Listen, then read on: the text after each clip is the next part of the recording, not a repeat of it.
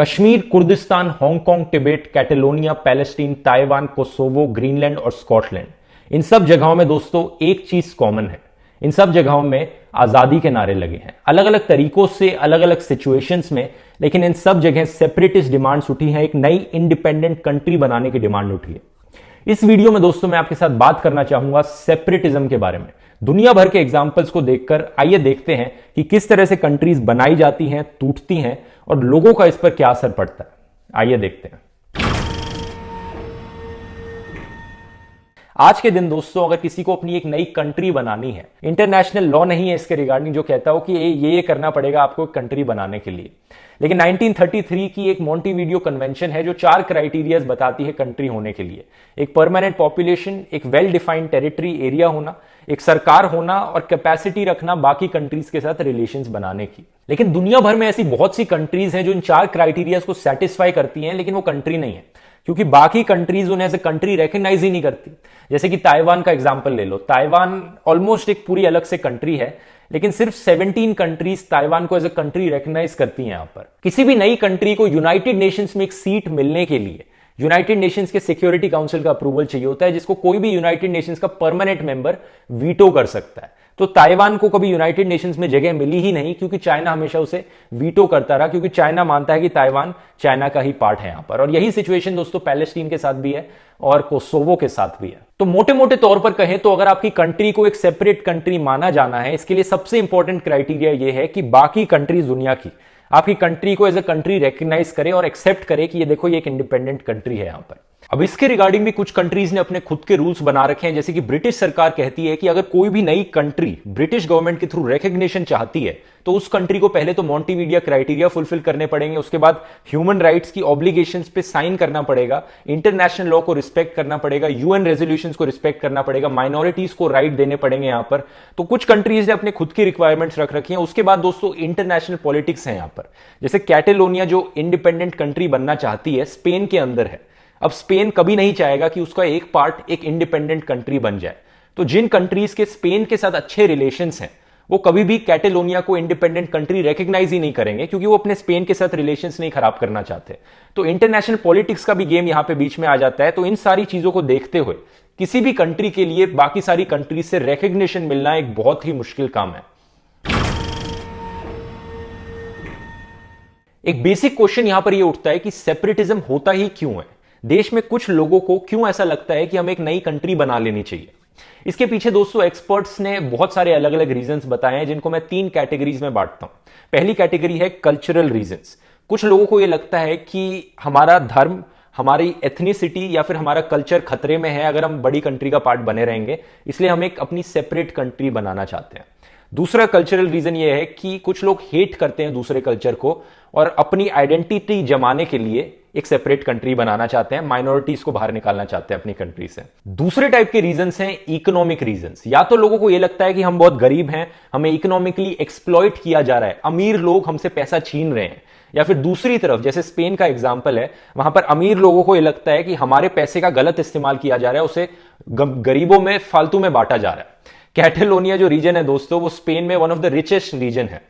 उनकी independence movement के पीछे एक बहुत बड़ा कारण यह है। और तीसरी कैटेगरी रीजंस की है इनजस्टिस, यानी सेपरेटिस्ट को लगता है उनके खिलाफ अन्याय हो रहा है। किसी भी तरीके से हो सकता है ये, लेकिन यूजुअली किसी पॉलिटिकल डिसीजन को लेकर होता है। यानी सरकार ने कोई ऐसा डिसीजन लिया जिससे सोशली, इकोनॉमिकली, फ्रीडम के मामले में, डेमोक्रेसी के मामले में लोगों पर एक बुरा असर पड़ा। सेपरेटिस्ट मूवमेंट्स के रिजल्ट्स क्या निकलते हैं, आइए केस बाय केस बेसिस पर देखते हैं दोस्तों। 2017 में कैटेलोनिया में रेफरेंडम किया गया। लोगों से पूछा गया कि क्या आप कैटेलोनिया को एक इंडिपेंडेंट कंट्री बनाना चाहते हो। 90% से ज्यादा लोगों ने कहा दोस्तों कि हां, हम स्पेन से अलग एक इंडिपेंडेंट कंट्री बनना चाहते हैं। इसका रिजल्ट क्या निकला? स्पेन ने इसे इलीगल, अनकॉन्स्टिट्यूशनल डिक्लेयर कर दिया, कंप्लीटली रिजेक्ट कर दिया इस रेफरेंडम को। उसके खिलाफ प्रोटेस्ट हुए और प्रोटेस्ट में 17 लोग मारे गए। स्पेन ने कहा कि यह करना ऑब्वियसली सेडिशन है, देश के खिलाफ एंटी नेशनल है। सिमिलर सी चीज 2017 में कुर्दिस्तान में भी हुई, जो कि इराक के अंदर एक रीजन है। वहां पर भी रेफरेंडम कराया गया। 90% से ज्यादा लोगों ने कहा कि हां, हम कुर्दिस्तान को एक इंडिपेंडेंट कंट्री बनाना चाहते हैं, इराक से अलग। इसका रिजल्ट क्या निकला? एक बार फिर से इराक गवर्नमेंट ने इसे कंप्लीटली रिजेक्ट किया और इंस्टेंटली इराक गवर्नमेंट ने एयर एक्सेस बंद कर दिया कुर्दिस्तान में। तो अगर कुर्दिस्तान एक इंडिपेंडेंट कंट्री बन भी जाता है तो उसके नेबर्स अगर उसे एक्सेप्ट नहीं करेंगे तो उसे इकोनॉमिकली सेल्फ सस्टेन करना बहुत मुश्किल होगा। अगर वो ऑयल पाइपलाइंस के साथ बिजनेस नहीं कर पाएगा, अपना एक्सपोर्ट्स नहीं कर पाएगा, जब तक आसपास की कंट्रीज उसे रोड पर आने का मौका नहीं देंगी, एक्सपोर्ट करने के लिए नहीं देंगी। तो ये और रीजंस हैं जिसकी वजह से दोस्तों ये जो सेपरेटिस्ट मूवमेंट्स हैं, अगर ये इंडिपेंडेंट कंट्री बना भी लेती हैं अपने आप को, तो उन्हें सस्टेन करना बहुत मुश्किल होता है। साउथ सुडान ये दुनिया की ऑफिशियली रिकॉग्नाइज्ड सबसे नई कंट्री है दोस्तों। इसे 2011 में इंडिपेंडेंस मिला था सुडान से, और ऑफिशियली रिकॉग्नाइज मैं इसलिए कह रहा हूं क्योंकि ऑलमोस्ट सारी कंट्रीज ने दुनिया भर की इसे एक्सेप्ट किया कि एक इंडिपेंडेंट कंट्री है, और यूनाइटेड नेशंस में इसे एक सीट भी दे दी। इसका रिजल्ट क्या निकला? 2011 में इंडिपेंडेंट हुई और 2015 तक 4 सालों तक इसमें सिविल वॉर चली जिसमें लाखों लोगों की जान गई। यहां पर आज के दिन दोस्तों हाइपर इन्फ्लेशन चल रही है, भूखमरी है, बहुत ज्यादा वायलेंस है, और यह दुनिया की one of the most under developed countries में से आती है। एरिट्रिया 1991 में इथोपिया से टूटकर बनी ये नई अफ्रीकन कंट्री, इसकी भी सिमिलर सी ही कहानी है। जब ये नई कंट्री बनी, एक सिविल वॉर हुई जिसमें 10% से ज्यादा इसकी पॉपुलेशन मारी गई। आज के दिन दोस्तों इस कंट्री में एक डिक्टेटरशिप है जिसमें सिर्फ एक पार्टी रूल करती है। कोसोवो एक ऐसी कंट्री है ईस्टर्न यूरोप में जिसे आप थोड़ा बहुत सक्सेस कह सकते हो इस मामले में। 2008 में ये सर्बिया से टूटकर बनी थी, लेकिन आज भी दोस्तों इसकी पॉलिटिक्स में प्रॉब्लम्स दिखाई पड़ती हैं। कोसोवो और सर्बिया में एथनिसिटी अलग अलग है, तो आप सोच सकते हो कि ये कंट्रीज अलग अलग क्यों हुई, क्योंकि एक एथनिसिटी दूसरी एथनिसिटी को हेट करती है। आज के दिन भी दोस्तों जो कोसोवो में पॉलिटिक्स है वो हेट बेस्ड है, यहां तक कि दोस्तों कोसोवो में सर्बियन प्राइम मिनिस्टर का आना भी अलाउड नहीं है। टिमोर लेस्टे एक प्रॉपर सक्सेसफुल एग्जांपल इस सेपरेटिज्म का कह सकते हो आप। 2002 में यह कंट्री इंडोनेशिया से अलग होकर बनी थी, और आज के दिन ये एक सक्सेसफुल डेमोक्रेसी है। अब सक्सेसफुल ये क्यों है, इसके पीछे कई एक्सपर्ट्स का मानना है कि ये सक्सेसफुल इसलिए है क्योंकि एक्सटर्नल कंट्रीज ने इसमें इंटरवीन किया, यानी इंटरनेशनल ऑर्गेनाइजेशंस ने आकर इसे सपोर्ट किया, तभी आज ये इतना सक्सेसफुल है। बांग्लादेश एक और सक्सेसफुल एग्जांपल आप इस सेपरेटिज्म मूवमेंट का कह सकते हो है, लेकिन उसके पीछे भी एक्सपर्ट्स कहते हैं वो बस इसलिए सक्सेसफुल है क्योंकि उसको एक्सटर्नल हेल्प मिली थी इंडिया से। यहां पर तो जो कंट्रीज सेपरेट होकर सक्सेसफुल रह पाई हैं वो सिर्फ एक्सटर्नल हेल्प की वजह से रह पाई हैं। कोसोवो के केस में भी दोस्तों बहुत एक्सटर्नल हेल्प मिली थी उससे। लेकिन इन जनरल एवरेज आउट करके देखा जाए तो जहां जहां पर ये सेपरेटिस्ट मूवमेंट्स हुई हैं वहां पर सिविल वॉर, वायलेंस और इकोनॉमिक डिप्रेशन देखने को मिला है। यूरोपियन कमीशन के प्रेसिडेंट ने कहा है कि अगर हर रीजन कैटेलोनिया की तरह अपनी चलाने लग गया यहां पर तो यूरोप धीरे धीरे अनमैनेजेबल बन जाएगा। पूरी दुनिया को देखकर यह बात कहीं ना कहीं सही भी लगती है, क्योंकि दुनिया भर में 8000 एथनिसिटीज हैं। अगर हर एथनिसिटी अपनी एक नई कंट्री डिमांड करने लग गई यहां पर तो 8000 कंट्रीज की जरूरत पड़ेगी पूरी दुनिया को। एक सेपरेटिस्ट मूवमेंट का सक्सेस या फेलियर होना पेरेंट कंट्री के रिएक्शन पर भी डिपेंड करता है।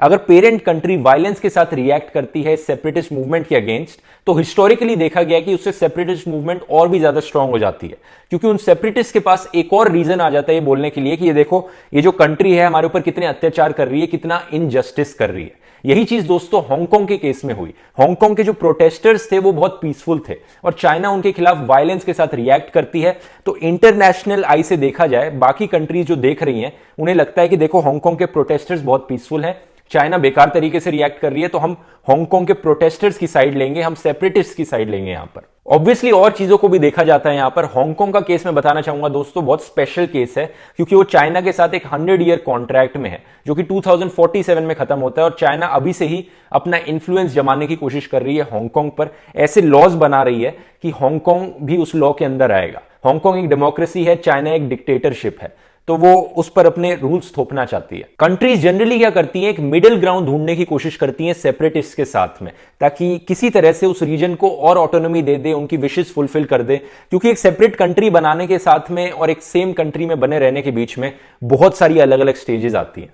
जैसे ग्रीनलैंड का एग्जांपल ले लीजिए। ग्रीनलैंड दोस्तों एक सेपरेट कंट्री नहीं है, वो किंगडम ऑफ डेनमार्क के अंदर आती है। 1979 में डेनमार्क ने ग्रीनलैंड को ऑटोनॉमी दी थी, लेकिन कुछ क्रिटिकल एरियाज अपने पास रख लिए थे, जैसे कि फॉरेन अफेयर्स, करेंसी और डिफेंस हो गया। लेकिन धीरे धीरे ओवर द ईयर्स ग्रीनलैंड को और ऑटोनॉमी मिलती गई डेनमार्क की तरफ से। जैसे कि 2009 में ग्रीनलैंड की ऑफिशियल लैंग्वेज डैनिश से चेंज होकर ग्रीनलैंडिक कर दी गई थी। आज के दिन दोस्तों डेनमार्क ने ग्रीनलैंड को पूरी छूट दे रखी है कि अगर ये फुल इंडिपेंडेंस चाहते हैं तो उन्हें मिल जाएगा रेफरेंडम कराने के बाद। लेकिन जब लोगों से पोल करके पूछा गया कि आप इंडिपेंडेंस करना चाहते हो, तो 75% लोगों ने कहा कि हम फुल इंडिपेंडेंस चाहते हैं। लेकिन जब लोगों को कहा गया कि आपकी लाइफ क्वालिटी नीचे गिर जाएगी फुल इंडिपेंडेंस के बाद, तो मेजॉरिटी ऑफ लोगों ने कहा कि हम नहीं चाहते फुल इंडिपेंडेंस। क्योंकि दोस्तों जो ग्रीनलैंड का बजट है वो 2/3 पैसा सरकार के बजट का डैनिश गवर्नमेंट की तरफ से आता है। क्योंकि ग्रीनलैंड की इकोनॉमी में इतना कुछ है ही नहीं कि वो इतना खुद का पैसा कमा पाए। जो ग्रीनलैंड का जीडीपी है उसका 1/3 जीडीपी डेनमार्क की वजह से आता है। तो ये सारा पैसा इनको मिलेगा ही नहीं अगर ये फुल इंडिपेंडेंस ले लेंगे। तो इस तरह से दोस्तों जो मेन कंट्री है वो बाकी कंट्रीज को अपने तरफ आकर्षित करके रख सकती है, यूनाइट करके रख सकती है। एंड में दोस्तों आपको क्या लगता है, क्या यहां पर सबसे जरूरी चीज है इस पॉलिटिकल मैटर में? मेरी राय में दोस्तों एक आम इंसान की जिंदगी सबसे जरूरी चीज है। यहां पर एक आम इंसान की जिंदगी में लाइफ क्वालिटी इंप्रूव होगी या बद से बदतर हो जाएगी। और हिस्टोरिकली देखा गया है कि सेपरेटिज्म कराने से सिविल वॉर्स होती हैं, वायलेंस बढ़ता है और इकोनॉमिक डिप्रेशन आता है। और बॉर्डर्स को अगर कम किया जाएगा तो इकोनॉमिकली ग्रोथ ज्यादा बेहतर हो जाती है।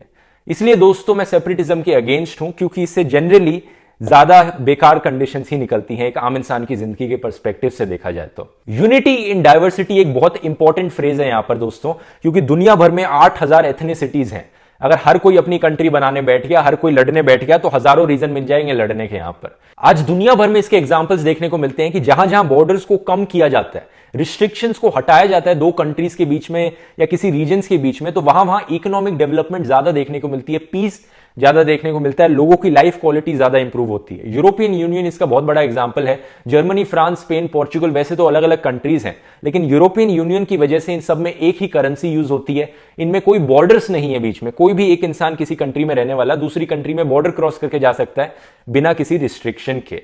इकोनॉमिक डेवलपमेंट इससे ज्यादा होती है क्योंकि ट्रेड बढ़ जाता है कंट्रीज के बीच में। और जहां जहां बॉर्डर्स ड्रॉ करने की कोशिश की जाती है, सेपरेटिज्म करने की कोशिश की जाती है एक सेंस में, वहां वहां मुश्किलें ज्यादा बढ़ती हैं। ब्रेक्सिट इसका अच्छा एग्जांपल है। ब्रेक्सिट करने से यूके के लिए इकोनॉमिकली एक बहुत ही बेकार चीज है। इन केसेस में एक्सेप्शन जरूर हैं, जैसे कि हांगकांग के केस को मैं एक एक्सेप्शन मानता हूं, क्योंकि हांगकांग एक डेमोक्रेसी है, चाइना एक डिक्टेटरशिप है। तो हांगकांग वहां से चाइना की डिक्टेटरशिप से थोड़ा अलग होना चाह रहा है, अपने लिए ज्यादा फ्रीडम चाह रहा है, अपने लिए ज्यादा डेमोक्रेसी चाह रहा है, तो इसलिए उसको सपोर्ट करना यहां पे सेंसिबल है। कश्मीर के केस में कश्मीर आर्टिकल 370 के हटने से कहा गया था कश्मीर में इंडिया के साथ इंटीग्रेशन ज्यादा होगी, कश्मीर के लोग बाकी स्टेट्स ऑफ इंडिया की तरह रह पाएंगे, उन्हें उतने ही राइट्स मिल पाएंगे जितने बाकी स्टेट्स ऑफ इंडिया को मिलते हैं। ये कहा गया है, लेकिन अभी तक ये होते हुए नहीं दिख रहा है। वहां पर जिस तरह से कर्फ्यू लगाया गया था, पॉलिटिकल लीडर्स को डिटेन किया गया था, उस तरह के राइट्स बाकी स्टेट्स ऑफ इंडिया की तरह नहीं मिल रहे हैं वहां पर। और बातों बातों में दोस्तों यहां पर काफी अंधेरा हो गया है, वीडियो बनाते बनाते मेरे जाने का भी समय हो गया है। लेकिन जाने से पहले मैं आपको एक चीज बताना चाहूंगा। मैं भी ऑस्ट्रेलिया में हूं, जहां पर मैं हूं यहां से करीब 500 किलोमीटर दूर सेपरेटिज्म का एक बहुत अच्छा एग्जाम्पल मौजूद है। एक ऐसी कंट्री जो ऑस्ट्रेलिया के अंदर एक कंट्री है, एक ऐसी कंट्री जिसे सिर्फ एक इंसान ने बनाया था, जिसमें सिर्फ 20 लोग रहते हैं। बहुत ही जबरदस्त एग्जाम्पल है। वहीं जाने के लिए अभी मैं सामान पैक कर रहा था, करीब 5 घंटे की ड्राइव है यहां से। तो अगले वीडियो में दोस्तों आप उस कंट्री में ग्राउंड रिपोर्ट देखेंगे, बहुत ही जबरदस्त होने वाली है। और अगर आपको वीडियो पसंद आया दोस्तों तो इस वीडियो को शेयर कीजिए। मैं निकलता हूं अपने अगले सफर पर। चलिए मिलेंगे हम अगले वीडियो में। बहुत बहुत धन्यवाद।